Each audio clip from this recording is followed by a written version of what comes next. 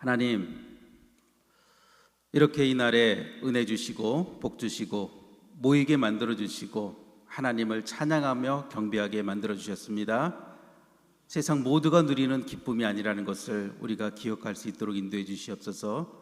이 자리에 나온 저희들이 특별히 하나님 은혜로 우리의 마음속에, 우리의 영혼 깊은 곳에 울림이 있도록 도와주시고 하나님과 더불어 살아가는 이 삶의 놀라운 천국 비밀을 발견하며 살아가도록 인도해 주시옵소서. 예수님 이름으로 기도드렸습니다. 아멘. 이제 자녀들을 요즘 많이 외국에 보내시더라고요. 그렇죠? 꼭 자녀들이 아니더라도 손자든 손녀든 요즘은 외국에 이렇게 나가는 가족들의 비율이 참 많이 늘었습니다. 그러다 보니까 이제 저도 이민자예요. 그러니까 미국에서 사는데 먼 곳에서 살다 보니까 이민자들의 삶이 어떤지 좀 개인적으로 알게 되었습니다. 만만하지가 않아요. 그러니까 저를 포함해서 모든 이민자들, 외국에 사는 그 가족들의 삶이 쉽지 않을 거다라는 것을 한번 생각해 보셨으면 좋겠습니다. 언제 제일 힘드냐? 특별히 이제 주변에 도와줄 사람이 없을 때, 외국에 사는데 아무도 없을 때가 있잖아요. 힘이 될 사람이 없을 때, 그럴 때는 더더욱 어렵고 힘든 삶을 살겠죠. 그래서 살다 보니까 넘어질 때가 많고요, 어려움에 빠질 때가 많습니다. 넘어져가지고 도저히 일어날 수 없는 힘이 없을 때, 그런 상황에 놓일 때가 참 많은 것 같아요.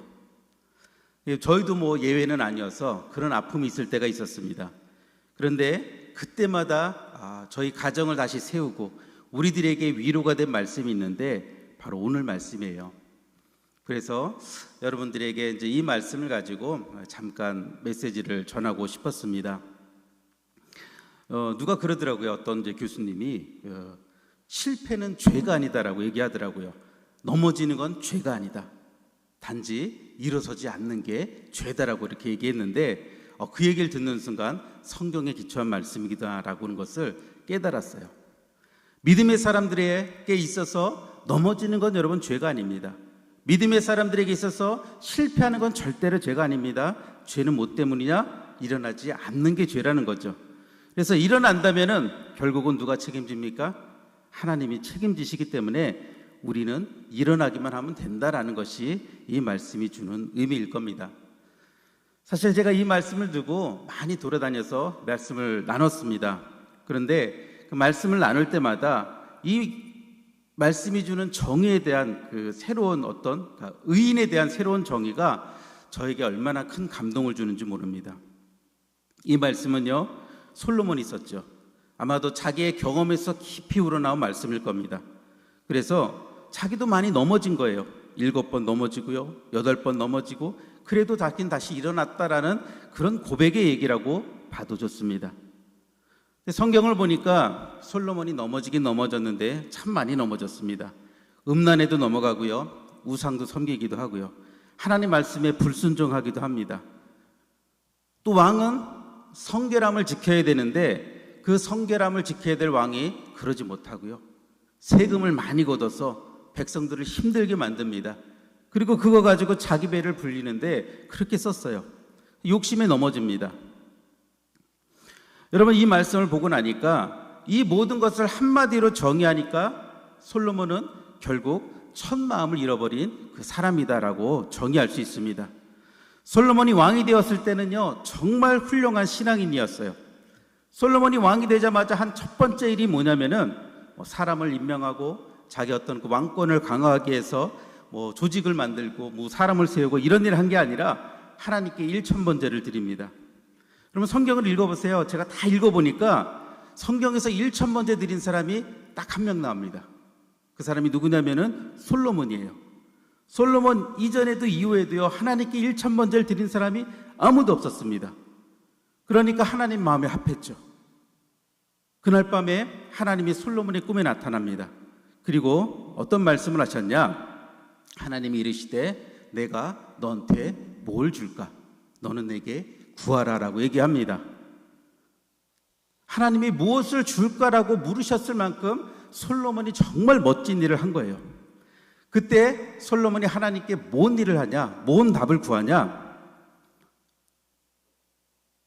자기의 명예도 구하지 않고 자기의 목숨도 구하지 않고 원수를 물리치는 그런 것도 구하지 않고 오직 송사를 듣고 분별하는 지혜를 구했습니다. 그런데 이 기도가 하나님 마음에 얼마나 합했는지 하나님께서 솔로몬이 이렇게 기도했을 때 네가 구하지 않은 명예도 부도 함께 준다라고 그렇게 답을 했습니다.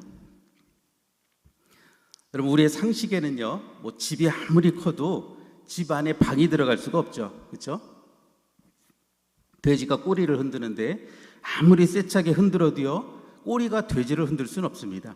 이게 당연한 상식인데, 근데 여러분, 우리의 삶을 들여다보니까 좀 거꾸로 된 것 같아요. 방 안에 집이 들어있고요, 꼬리가 돼지를 흔드는 그런 비상식적인 일들이 우리 삶에 있습니다. 무슨 말이냐? 우리는 믿음의 사람이에요. 그래서 우리는 영적인 삶을 통해서 육적인 축복이 이루어집니다. 다시 말하면은 영적인 삶 안에 육적인 축복이 들어있는 게 맞는데, 근데 왜 우리는 이렇게 육적인 삶에 치중하며 살아갈까요?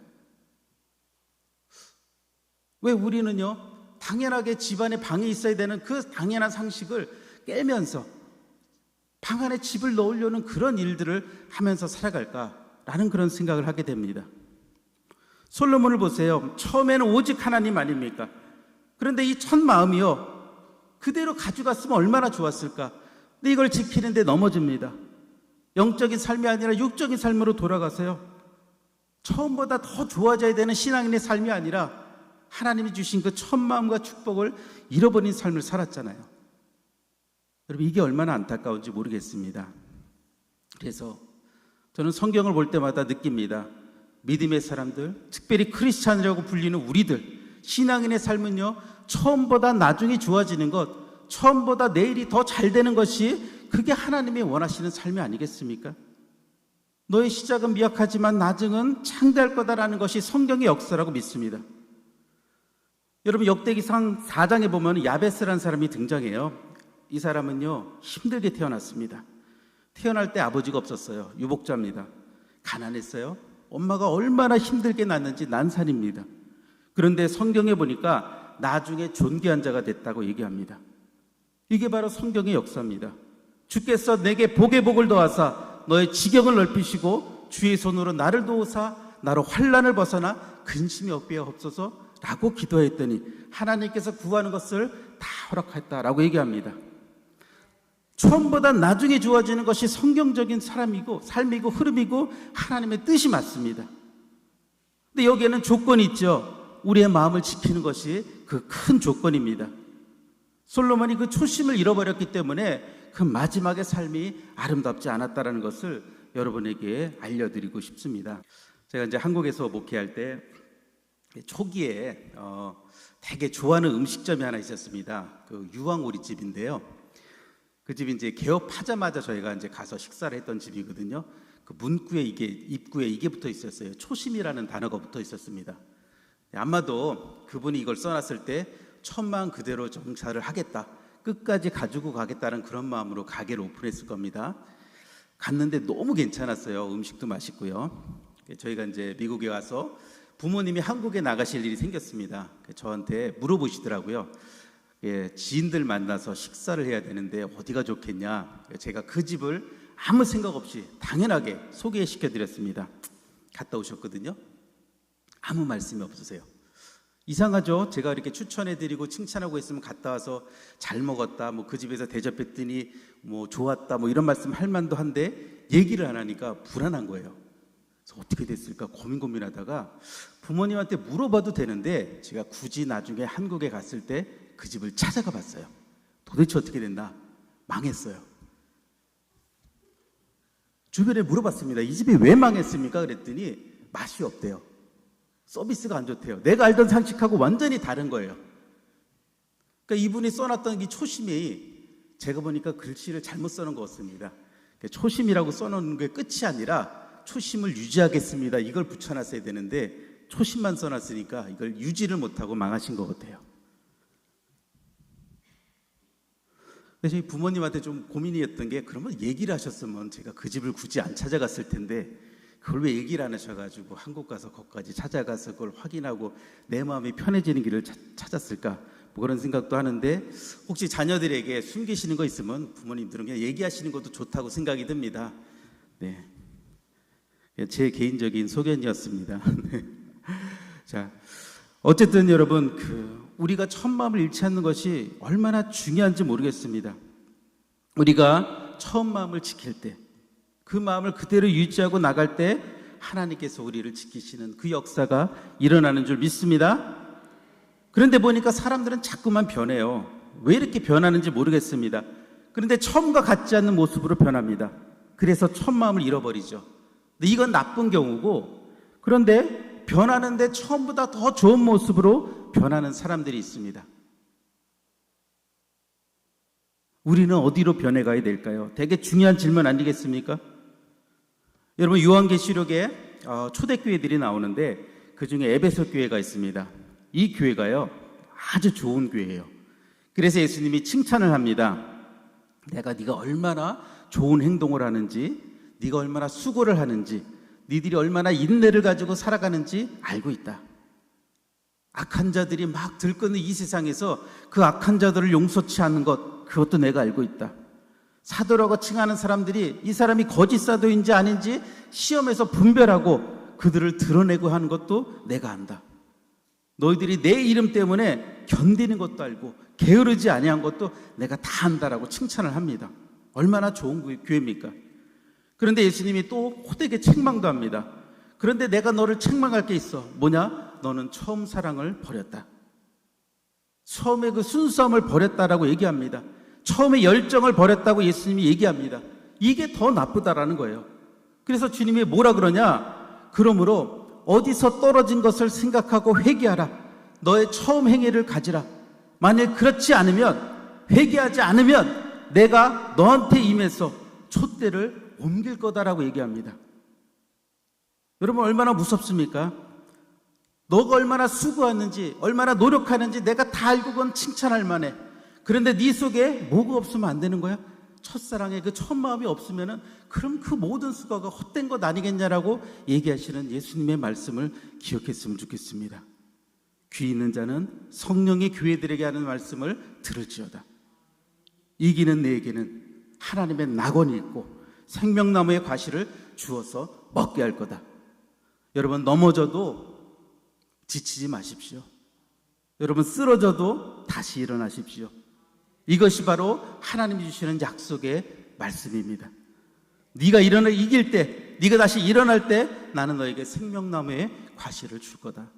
이런 약속을 오늘 우리에게 주시지 않겠습니까? 여러분, 나쁘게 변하지 않으셨으면 좋겠습니다.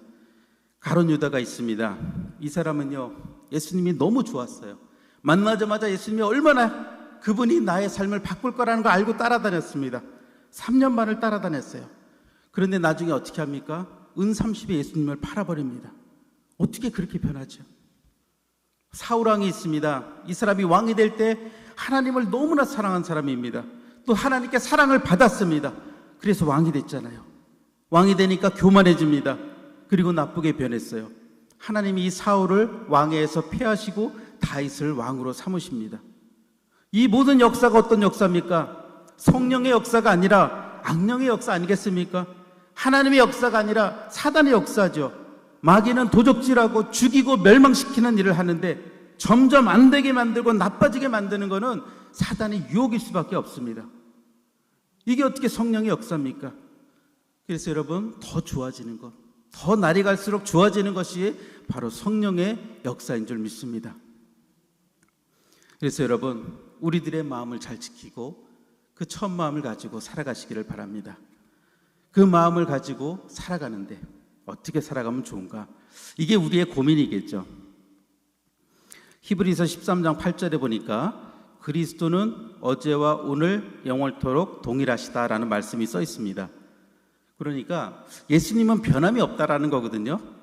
왜 변함이 없느냐? 완전하신 분이니까. 이분은 뭐 더 좋아질 것도 나빠질 것도 없죠. 처음부터 완전하기 때문에 그렇습니다. 그런데 우리는 달라요. 우리는 변해야 됩니다. 하나님께서 변함없다는 것과 하나님이 변치 않으시다는 것과 우리가 똑같다라는 것은 다른 문제입니다. 사람이 처음과 나중에 똑같다면요, 성경적이 될 수가 없습니다. 왜냐하면 우린 생명체니까 자라게 돼 있고요, 성장하게 돼 있고요. 이게 정상입니다. 그래서 하나님 보시기에 가장 아름답고 가장 좋은 사람은 뭐냐? 날이 갈수록 더 좋게 변하는 사람. 어제보다 내일이, 작년보다 금년이, 그때보다 지금이 더 잘되게 변화되는 모습을 하나님께서 보시고 좋아할 수 있겠죠. 그걸 모습을 바라신다고 저는 믿습니다. 그런데 내 사정을 보니까 어려워요. 그걸 어떻게 합니까? 내가 바꿀 수 있는 일이 아무것도 없는데, 어제보다 오늘이 좋게 만들 수 있는 능력과 힘도 없는데, 제가 뭐 주식시장을 바꿀 수 있겠습니까? 제가 뭐 부동산 시장을 갑자기 폭등하게 만들어서 내 재산을 불릴 방법이 있겠어요? 그런 거 할 수 없잖아요. 그런데 성경을 보다 보니까 우리가 할 수 있는 일들이 있습니다. 우리가 더 좋게 만들 수 있는 일이 있는데, 그게 바로 뭐냐면은 관계입니다. 그래서 오늘 우리의 첫 마음을 지키고, 그리고 어제보다 나은 내가 되기 위해서 해야 될 몇 가지 관계 개선에 대해서 여러분들에게 알려드리고 싶습니다. 그러면 첫 번째는요, 무엇보다 중요한 것은 나와의 관계를 여러분 좋게 만드셔야 됩니다. 혹시 내가 나를 못 믿으시는 분 계세요? 나는 왜 이럴까? 금년 시작할 때 뭐 단단히 결심하고 시작한 거 계십니까? 올해는 성경을 꼭 일독을 해야지 결심하셨죠? 얼마큼 읽으셨습니까? 벌써 이제 5월 달인데 한 반쯤을 읽으셨을 거라고 생각이 드는데요. 그렇죠? 나는 왜 이럴까? 창세기 몇 번 읽다가 다시 창세기로 돌아가고, 힘드니까 마태복음 넘어갔는데 웬 족보만 나오고 미치겠다. 다시 창세기 돌아가고, 이 일을 혹시 반복하고 계시는 거 아닌가요? 나는 왜 이럴까? 그런데 내가 나를 믿어주지 않으면은, 내가 나를 이겨나갈 수 있는 힘을 나한테 주지 않으면은 도대체 어떻게 하겠습니까? 나와의 싸움이 가장 큰 싸움인데, 내 마음을 다스리는 그 관계를 자꾸 개선하셨으면 좋겠어요. 마음을 다스릴 줄 아는 사람은 성을 빼앗는 용사보다 낫다라고 얘기합니다. 그래서 내가 나를 이기는 것이 정말 큰 이김입니다. 나와의 관계가 어떻게 해야 됩니까? 처음보다 좋아져야 됩니다. 제가 요즘 저와의 관계가 별로 안 좋습니다. 배가 자꾸 나와요. 제가 식단 조절을 하려고 생각을 하는데 조절이 안 됩니다. 그래서 저와의 관계를 위해서 제가 다시 좀 결단을 하고 있습니다. 그런데 힘들죠? 하지만 그 관계를 이겨가려고 노력하면 그 결과는 하나님께서 책임지시리라고 믿습니다. 이제 내년에 제가 다시 올 거라고 생각이 듭니다. 그때는 좀 홀쭉해진 모습으로 여러분들 앞에 서도록 하겠습니다. 예. 두 번째는, 큰일 났네. 야, 이건 강단에서 이거 얘기해놓고 이거 안 되면 어떻게 되는 겁니까? 큰일 났네요. 예. 두 번째는요, 너와의 관계가 여러분 좋아지셔야 됩니다.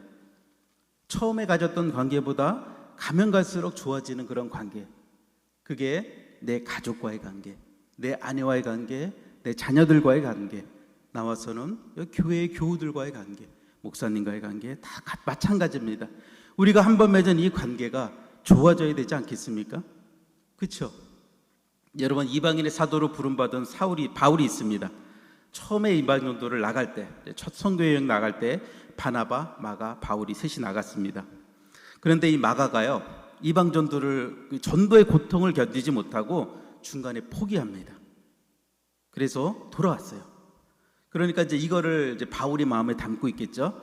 이 두 번째 전도로 나갈 때 바나바하고 바울하고 이 마가 때문에 싸웁니다. 얘를 두고 가자. 바울은 얘기합니다. 두고 가야지. 얘는 안 되겠어. 바나바는 그래도 데려가자. 애싸움이 어른 싸움이 돼가지고 둘이 헤어집니다. 나중에 바울이 이제 감옥에 갔어요. 그때 마가가 찾아옵니다. 둘이 화해를 해요. 전보다 더 좋은 사이가 되었습니다. 그래서 하나님의 복음의 역사를 이뤄가는 놀라운 일들을 했습니다.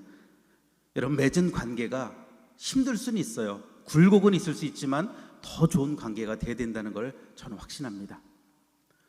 저희가 제 아들이 태어날 때 저는 모든 부모가 똑같을 거라 생각이 듭니다. 제 아들 보면서 그런 생각을 했습니다. 천사다. 그렇죠? 애들 태어난 거 보면 얼마나 그 작은 엔젤이 와서 그렇게 우리 마음을 이렇게 감동시키는지. 근데 얘가 이제 자라났죠. 커졌어요. 이제 대학교도 졸업을 했습니다. 요즘 그 애를 이제 딱 보고 있으면은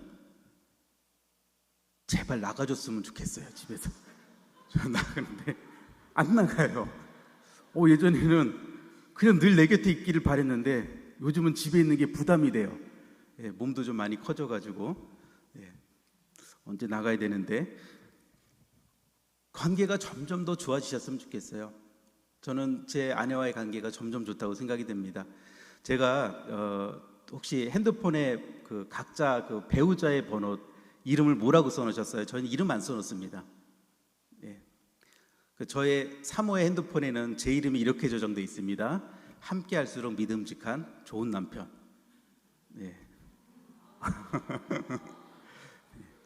제 핸드폰에는 아름다운 그대 좋은 아내 이렇게 써 있습니다.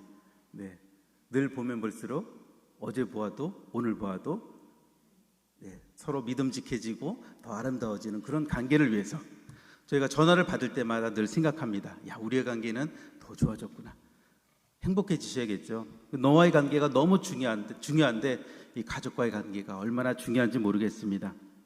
여러분, 다른 사람과의 관계를 점점 더 좋게 만드시는 것도 하나님의 뜻인 줄 믿습니다. 그것이 우리에게 달려있다라는 것, 그걸 하나님이 전해주신다고 믿습니다. 세 번째는요, 하나님과의 관계가 좋아지셔야겠죠. 근데 이게 정말 어려운 게, 왜냐하면 요령이 없기 때문에 그렇습니다. 하나님과의 관계를 어떻게 하면 좋아집니까? 편법이 없어요. 그냥 한 가지밖에 없습니다. 하나님과의 관계는 손해보는 것 같아도 성실한 것 외에는요 답이 없지 않습니까? 오래 신앙생활 하신 분들은 더 잘 아실 거예요. 내가 정말 충성을 다했는데 하나님이 좋아하시는 게 바로 이거구나, 이게 바로 요령이구나. 여러분, 성경에 이걸 대표적으로 알려주는 사람이 다윗입니다. 다윗이요 처음부터 블레셋하고 싸워서 처음부터 골리앗하고 싸워서 이긴 게 아니에요. 다윗은요 처음엔 양을 지키려고 이리와 싸웁니다. 하나님이 힘을 주세요. 이리와 싸우는데 이겼습니다. 그 다음에는요 양을 사자가 습격을 합니다. 그 사자하고도 싸우는데 이리와 싸워서 이미 이긴 경험이 있기 때문에 사자도 이깁니다. 그 다음엔 누구와 싸우냐? 골리앗하고 싸웁니다. 나가면서 당당하게 얘기합니다. 만군의 하나님께서 나를 사자도 이기게 하시고 이리도 이기게 하시고, 그러니까 골리앗을 못 이기게 하겠느냐? 당당히 싸워 나가서 골리앗도 이깁니다. 그 다음에 누구를 이기냐? 이 사람이 다윗이 블레셋하고 싸워서 이깁니다. 하나님과의 관계가 바로 이런 거라고 믿습니다. 현재 내게 주어진 자리가 초라한 양을 지키는 자리인지 모르겠지만 그 자리에서 내가 충성을 다하고 최선을 다하면, 우직하게 내 자리를 지키고 있다 보면은 하나님께서 나에게 상황을 만들어 주시는구나. 하나님과 나의 신앙생활의 관계가 있습니다. 날마다 믿음이 자라나셔야겠죠. 기도의 시간도 늘어나셔야 되고요. 하나님께 내가 물질 드릴 수 있는 그 축복의 예산도 더 주어졌으면 좋겠습니다. 봉사의 시간도 늘어났으면 좋겠습니다라고 하나님께 나오는 것. 그래서 우리가 날마다 기도하면서 오늘 더 좋아지기를 기도하셔야 됩니다. 경제적으로 힘들어도요, 하나님 저를 더 안정시켜 주십시오라고 기도하시는 게 맞지 않겠습니까? 어제보다 오늘이 더 나아지는 삶이 되도록 하나님 도와주십시오. 여러분, 바울이 처음에는 형편없는 사람이었는데 예수님을 핍박하고 예수 믿는 사람을 죽이던 아주 그런 사람이었는데, 그런데 나중엔 예수를 위해서 죽을 수 있는 예수의 사람이 됩니다. 여러분, 모양은요 처음에 어떻든지 상관이 없습니다. 나중에 좋으면 됩니다. 그게 하나님께서 바라시는 모습입니다. 솔로몬이 첫 마음을 잃어버렸으니까, 그러니까 하나님 보시기에 아름답지 못한 일입니다. 그러나 말씀을 통해서 자신의 지혜를 나눌 수밖에 없죠. 의인은 7번 넘어져도 다시 일어납니다. 그 처절한 고백을 할 수밖에 없는 겁니다. 내가 첫 마음을 지키면 우리가 일어날 힘을 하나님께서 주시지 않겠습니까? 너희가 다시 일어난다면은, 그렇다면은 나는 이제 너를 의롭게 하는 하나님, 너희를 의롭게 되게 하기 위해서 내가 이럴 것이다. 너는 그냥 일어나. 싸움은 나에게 달렸어. 그래서 여러분, 일어나셨으면 좋겠습니다. 그냥 일어나시는 것까지만 하셨으면 좋겠습니다. 그 다음에 뛰게 만들고 달리게 만들고 뛰어넘게 만드는 일은 누구에게 달렸습니까? 하나님께 달린 거죠. 그래서 여러분 오늘도 일어난 삶을 통해서 하나님이 여러분을 축복하시리라고 믿습니다. 저는 분명히 믿습니다. 많은 굴곡과 어려움이 있으셨죠? 이 교회 또 여러분의 삶에. 그런데 여러분의 마음속에 예수를 사랑하고 여러분의 마음속에 하나님을 믿고 따르는 그 마음이 변치 않는 한 하나님께서 분명히 들어서 쓰시리라. 이 교회도 하나님께서 분명히 함께하는 멋진 교회가 되리라 믿습니다. 그게 누굴 통해서 되겠습니까? 여러분을 통해서, 목사님을 통해서, 이 교회를 통해서, 여러분과 연결된 모든 사람의 삶을 통해서, 아니면 우리의 자녀를 통해서 끊임없이 이어져 나가는 그 축복의 이 말이라고 믿습니다. 이 일을 위해서 오늘 이 읽던 말씀처럼 첫 마음을 잃지 않고 주님의 은혜로 살아가는 여러분 되시기를 축복합니다. 그래서 오늘 다시 한번 이 말씀 한번 읽어볼까요? 잠언서 24장 16절의 말씀입니다. 이렇게 써 있습니다. 의인은 대저 7번 넘어질지라도 어떻게 합니까? 다시 일어나느니와 악인은 재앙으로 인하여 엎드려지느니라. 여러분 다시 일어나셔서 승리하는 주님의 자녀들 되시기를 주의 이름으로 축복합니다. 기도하겠습니다. 하나님, 저희가 왜 이렇게 지쳐 사는지 모르겠습니다. 주변도 힘들고 어려운 일들이 가득합니다. 남들은 좋다고 하는 것처럼 보이는데 그것이 나와는 너무나 거리가 먼 삶으로 느낄 때가 많습니다. 그래서 오늘 저는 쓰러졌습니다. 넘어져서 일어날 힘이 없는데 하나님 오늘 다시 저에게 얘기하십니다. 일어나라. 내가 너에게 힘을 주리라. 너에게 달릴 능력을 주리라. 네 앞에 놓여있는 모든 문제를 뛰어넘을 그런 지혜와 권능을 주리라. 오늘 하나님의 말씀을 붙들고 승리하는 저희들 될 수 있도록 인도해 주시옵소서. 그래서 하나님이 인정하시는 의의 길을 걸어갈 수 있도록 도와주시고 이 땅의 모든 문제와 어려움들을 우리가 천국의 열쇠를 가지고 풀어가는 놀라운 축복의 사람이 되도록 우리에게 힘을 불어넣어 주시옵소서. 그 놀라운 역사가 이 교회를 통해서 이 사랑하는 하나님의 성도들을 통해서 자녀들을 통해서 끊임없이 이어질 수 있도록 도와주시옵시고 이 교회가 목사님을 통하여 그 성도들을 통하여 우리 장로님, 권사님, 집사님들 모든 직분자들을 통하여 끊임없이 이 단을 통해 흘러넘칠 수 있도록 도와주시고 이 마지막 때까지 하나님의 복음을 전하는 그 놀라운 사명을 감당하는 교회로 인도하여 주시옵소서. 그래서 내가 너를 사랑하였다, 기억하였다는 주님의 고백이 이 교회에 임할 수 있도록 역사하실 것을 믿습니다. 예수님 이름으로 기도드렸습니다.